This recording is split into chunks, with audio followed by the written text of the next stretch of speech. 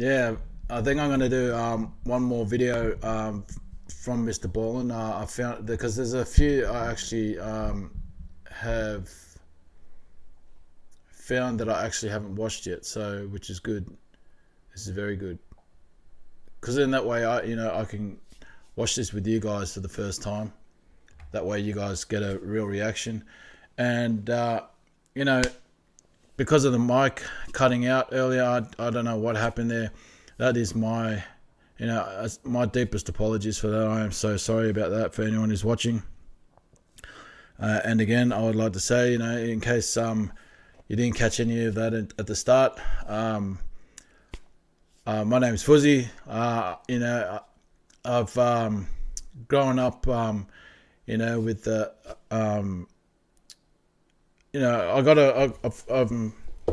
I did prison and I ended up, having mental health issues with social anxiety. I've got social anxiety, and which makes it harder for me to be out in public and be around other people in public, as well as being in a big crowd. I'm working on that. I'm actually dealing with it better than I was when I was first released 4 years ago. But things are getting better. I'm progressing as I go, and so I'm doing live streams to help with that. As well. Help deal with it better, and it helps. So, I'm actually doing something that I actually like. I never thought I would, but I'm here. So, we're gonna do another Mr. Ballin video. Where is it? So, man, all that confidence at the start just went out the window. I thought I had this under control. Damn it.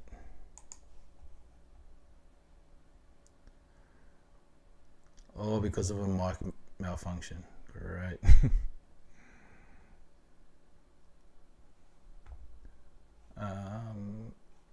Let's see. Where the hell is that?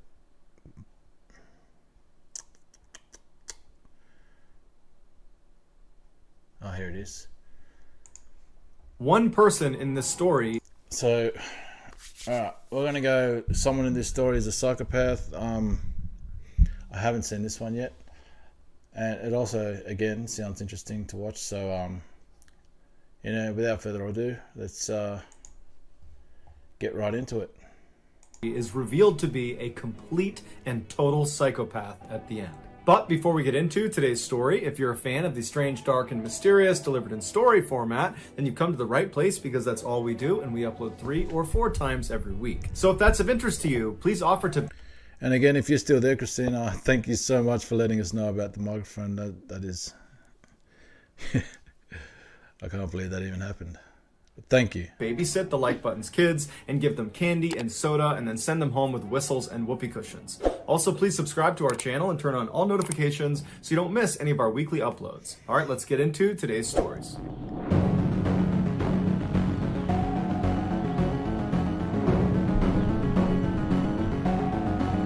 Oh, actually, also, I totally forgot it as well.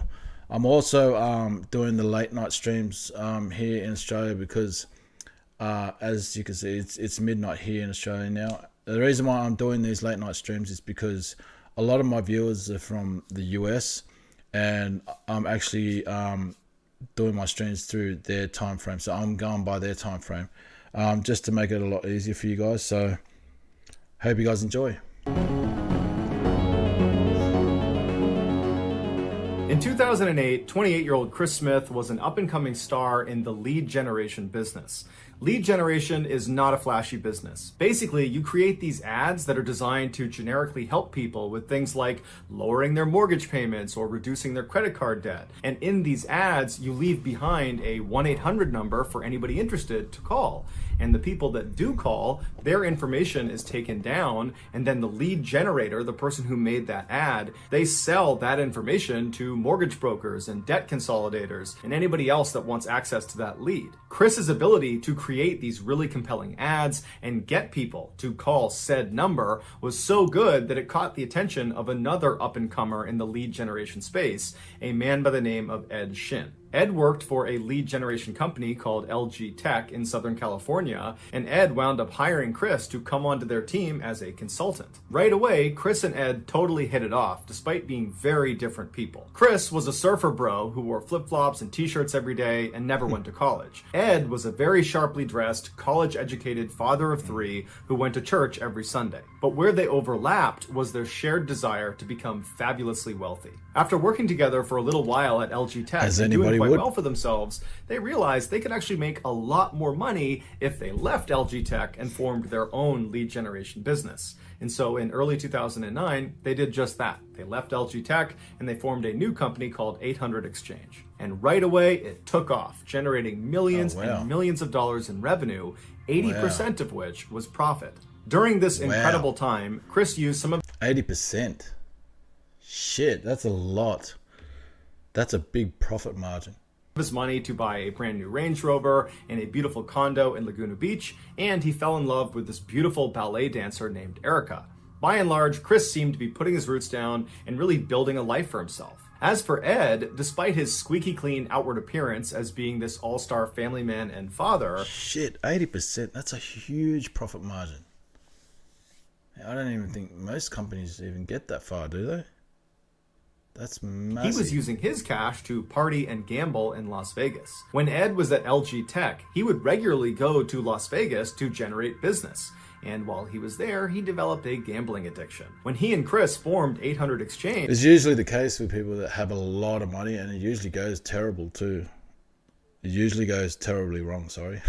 Ed continued to go to Las Vegas to drum up business. It was something he was good at. But when he and Chris started making money hand over fist, his gambling addiction grew tenfold, and he went completely off the rails. Ed was spending so much money in Las Vegas, sometimes up to 6 figures an hour, that one of the main casinos there would fly him in their private jet out to Las Vegas, and they would put him in their very best suite, fully comped. It's unclear how aware Chris was of Ed's crazy spending habits, because Chris rarely went to Las Vegas with Ed. The men were living their respective dreams until October of that year, when Ed was charged with embezzlement. Their former employer, LG Tech, had alleged that Ed had siphoned off about $2.5 million from their business to fund his wild Las Vegas lifestyle. Ed told Chris these allegations were totally false, but Chris was... That's exactly what I was talking about. You know, it's always the case with people that make so much money and who have such a massive profit margin, who just blow it on shit. Usually leads to gambling, and gambling usually leads to none other than either, you know, still them making money, or the other route would be just going way downhill to the point where they've just got nothing and they lose everything, and homeless as usual. Then usually after that is probably dead. And I'd be quite surprised if they actually, you know, come back from that, which a lot of the time never really does. But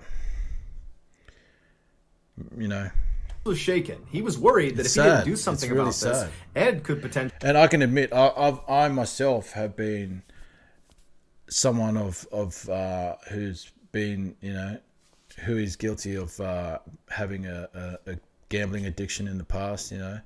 And I'll tell you what, it doesn't do anything for you. It doesn't do anything for your life except for make you miserable. It had done nothing but made me miserable the whole time.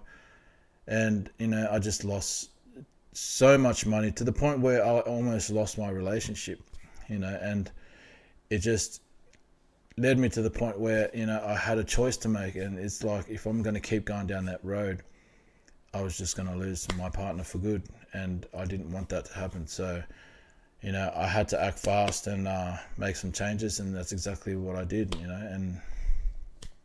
And you know, I've saved up a lot of money because of it. You know, we saved up a lot of money together because of it. And, you know, it's just, you just feel so much better for it, knowing that, you know, you're not putting it into crap that, you know, that is going to be useful in the future.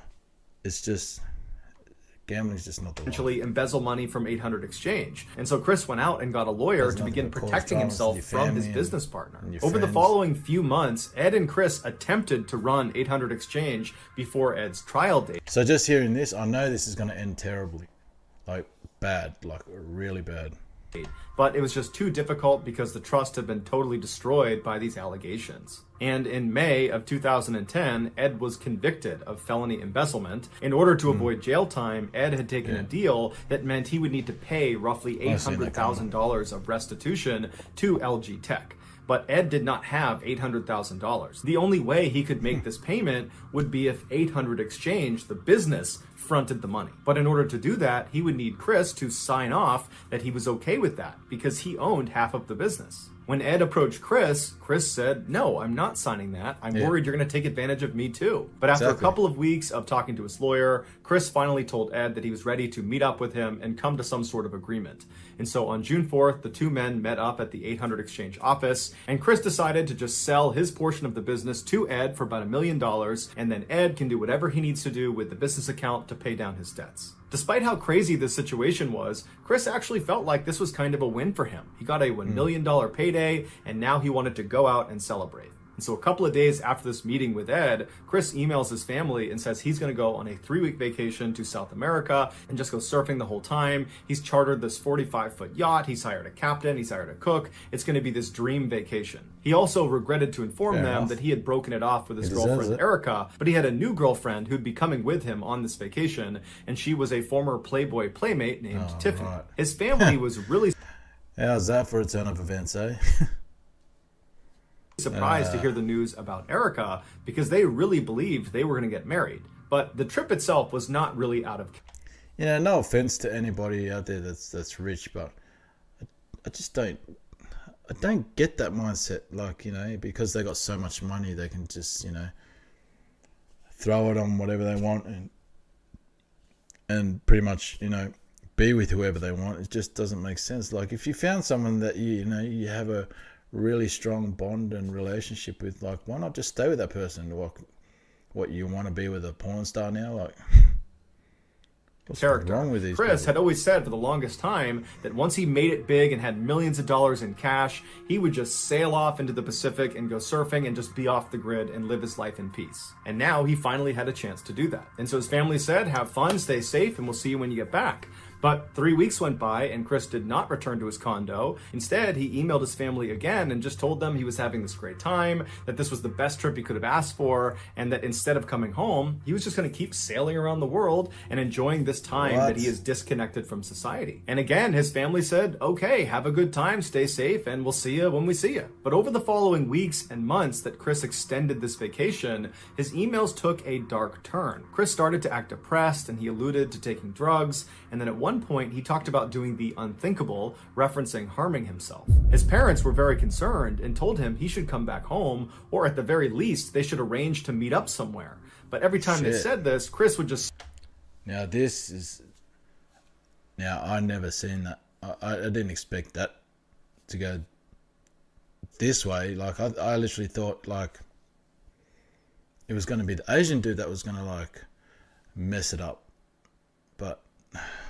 suddenly changed the tone of his email and seemed really upbeat and cheerful and said, oh no, I'm actually just fine and I just need some time to myself. Finally, in December of 2010, so 6 months after Chris has gone on this vacation, he reaches out to his brother Paul and asks him if he'll come to Costa Rica the following February to go surfing with him. Paul was excited and said he would go, and he and the rest of his family breathed a collective sigh of relief that now one of their family members would get to see Chris and actually check in on him. Shortly after this email exchange, Chris told his family that he was headed off into the Congo to sell some gold coins to a trader who was prepared to buy them at a 30% markup, and Chris was really excited about it. After this, there were no more emails. The family was concerned that this gold buyer potentially had kidnapped or hurt Chris, but Chris was going long periods of time between his emails to family, and so they figured, you know what, Paul's trip to Costa Rica where he's going to meet up with Chris is coming right up, so let's hold off doing anything drastic until then. But when February of 2011 rolled around and it was time for Paul to fly out to Costa Rica to meet up with Chris,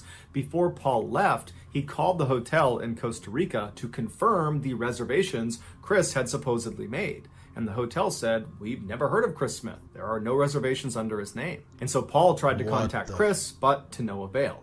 And so Paul told his family about it, and they decided it was best for Paul not to go to Costa Rica because probably Chris wasn't there. And the family instead got in touch with the State Department and asked them if they could help them find their son, their brother. And right away, the State Department discovered Chris's passport had never left the United States. And his family said that wasn't possible because for the past year, Chris has been sailing around the world. But the State Department said, this is what we got. So Chris's dad, who used to be a cop, drove out to California to speak to Ed, who was the last person to see Chris before he left on this vacation. And Ed would say he has no idea where Chris is. However, he did say Chris had a fake passport, and that might be why his passport was not showing up as leaving the country. Chris's father didn't really know what to make of this information, and so he decided it would be best to just file a missing person report and put the investigation in the hands of the police. Shortly after the report was filed, the police brought Ed in for questioning, and Ed reiterated that he didn't know where Chris was and that he did have this fake passport. And he also said that they had not ended on good terms. They were kind of fighting and bickering at the end, and that's why he hadn't heard from Chris since he left. Ed was cooperative and didn't really have much to give the police, and so the police let him go. While the police I think I'm right. I was right to begin with. I reckon Ed's done something. I reckon he's done something really bad because of his gambling addiction and you know, with like, you know, the losing the company and not getting, you know, his way. I can see this going terribly wrong. Dead end after dead end in this missing person case. The property manager of the office building where the 800 Exchange business had been located was growing increasingly frustrated. Shortly after Chris had sold his portion of the business to Ed and then gone on this vacation, Ed had moved 800 Exchange from that office building to another, and Ed had not paid his final rent, which was $40,000. Wait, sorry, I'm getting confused with the two. Sorry, it was... Wait. And this property manager had repeatedly tried to get in touch with Ed, but Ed was totally blowing him off. One day, the property manager was griping about Ed and his delinquent payment to another tenant in the office building, a guy by the name of Joe DeLue, who just happened to be a private investigator. And during this discussion, the manager was saying that not only had Ed not made this payment, but he had also been recently questioned by police about his missing business partner who was still missing. And so Joe is immediately intrigued by this, and he says to the manager, you know, it sounds like Ed is a pretty shady guy. Would it be possible for me to just poke my head around their old space now that it's vacant? Because you never know, there could be something in there. And so the manager said that was fine. He opened the door to the old 800 Exchange space. Joe walked inside and immediately found blood spatter on the door frame of where Chris's office used to be. He also found blood spatter on the ceiling and on the walls. And so Joe called the police, who showed up and sprayed luminol all over Chris's office. And what do you know? Blood everywhere. It would turn out Chris didn't sell his portion of the business to Ed. On that day, June 4th, 2010, Chris did go into the office to try to reach some agreement with Ed, but when he walked in, Ed promptly killed him with a knife or some other blunt object. Then he, or someone he hired, dumped Chris's body somewhere. After that, Ed stole all of Chris's money to pay off the debt to LG Tech, as well as some other large debts in Las Vegas. And then after that, Ed hijacked Chris's email accounts and pretended to be Chris for almost an entire year. Chris never took a boating trip around the world. He never broke up with Erica and had this new girlfriend from Playboy. He just got killed inside of his office, and Ed created this ridiculous, elaborate lie that was designed to make his family believe that Chris had become unstable and that maybe he did end his own life, or maybe he did get kidnapped or killed in the Congo. Ed was just trying to create that seed of doubt that he had anything to do with it. But in 2018, it all came crashing down for Ed, and a jury convicted him of killing Chris and sentenced him to life in prison without the possibility of parole. To this day, Ed maintains his innocence, and to this day, Ed still will not give up where Chris's body is. So that's going to do it, guys. If you found the secret in today's episode, let us know in the comments what it is and where you found it. And if you're the first to do that, we will pin you at the top of the comment section. If you got something out of today's episode and you haven't done this already, please offer to babysit the Like Button's kids and immediately fill them up with candy and soda and then send them home with whoopee cushions and whistles.